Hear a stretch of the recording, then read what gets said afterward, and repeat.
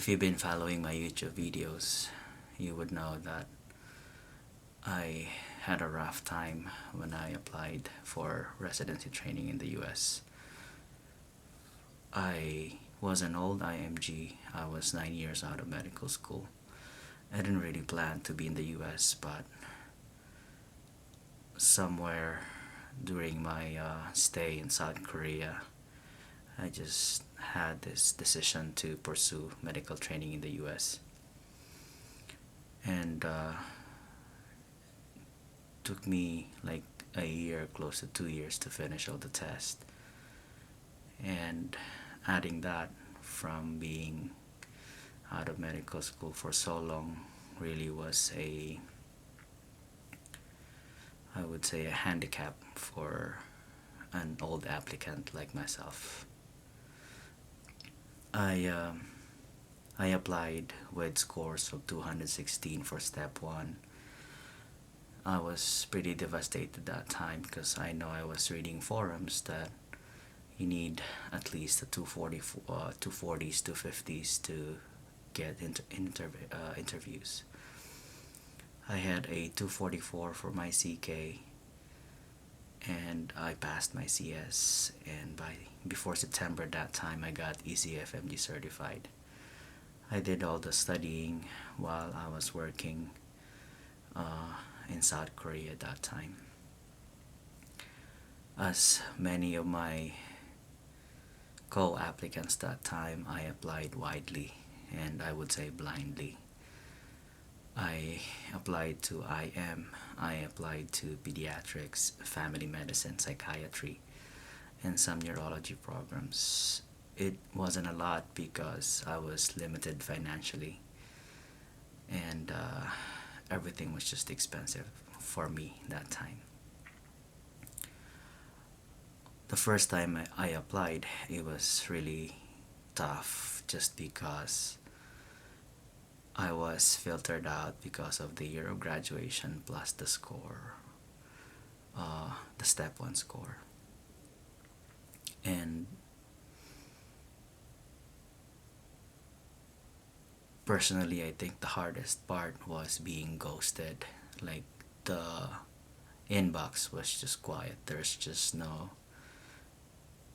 notice, like rejection emails from programs that I applied in. And that for me was tough. I felt frustrated, tired, and angry that time just because it was the feeling of being out of control. It's like something that I cannot fix. And my destiny definitely depended dependent on depended on people who are looking at my resume and my scores. By February, I gave up. I just psychologically told myself that this is the end, like there will be nothing left. I got pretty depressed. I was sad just because, at the end of the day, even though I thought I gave up, you would still hope that an invitation would come in and you get to show like who you are personally, because they're only seeing the scores, but I was hoping that I would be able to sell myself personally and show them that I am a good doctor. So February I gave up. I didn't really have anyone that time to guide me. I didn't know about SOAP. We call it scramble that time, but I didn't really have any idea. And so I stayed in South Korea and then just worked myself to death. And then I think after 2 months I picked myself up and kind of talked into finishing step 3 just because I thought that was the last test for this series of exams. I was telling myself that I just want to finish something, like I don't want to have regrets when I grow old. And so I sat for my step 3 and I did pass. And I don't know what got into me because I was like financially limited that time. But I did send my application nevertheless for the second time. I didn't have any US clinical experience, no US letters of recommendation. Most of my letters were from the Philippines. And that was hard as well because it was just trying to hit something. Uh, this is just triggering so much memories and emotions right now.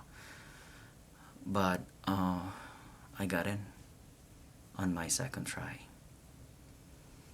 And I honestly was not expecting again. I was prepared to be ghosted and receive rejection emails. But I ended up with 5 interviews, IM and PEDS. And when I received that first email for an interview, I was teary-eyed. I was thinking, Lord, are you playing with me? Like, what is this? Is this a joke? And then I got another one, and then another one, and I thought, maybe it's not too late. Maybe I should try again. Maybe this is a call for art to try again. And I got in to that first interview, and you can say the rest is history. I finished my residency training. I was the oldest resident in my class, probably the grandfather, I would say. And I did my fellowship, and a lot of good things happened. Now, for a lot of you guys, I'm pretty sure you are in the same boat as I was years ago. And some of you have tried this application for so many seasons, but if you still feel that urge, like that emotion to serve and be a doctor, then please don't give up. There's a lot of people who are willing to help and try to explore as much so your application gets noticed and they would give you that chance to be interviewed. Now,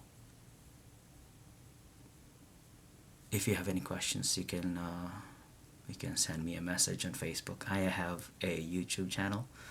If you feel like watching my old videos, I'm just doing this because I'm off work tonight, so it's not as busy. So I thought I'd make this one, and hopefully to encourage those people who are feeling low and sad at this point in their application. I hope you guys have a good day, good night, and I wish you all the best. Don't give up. Be strong.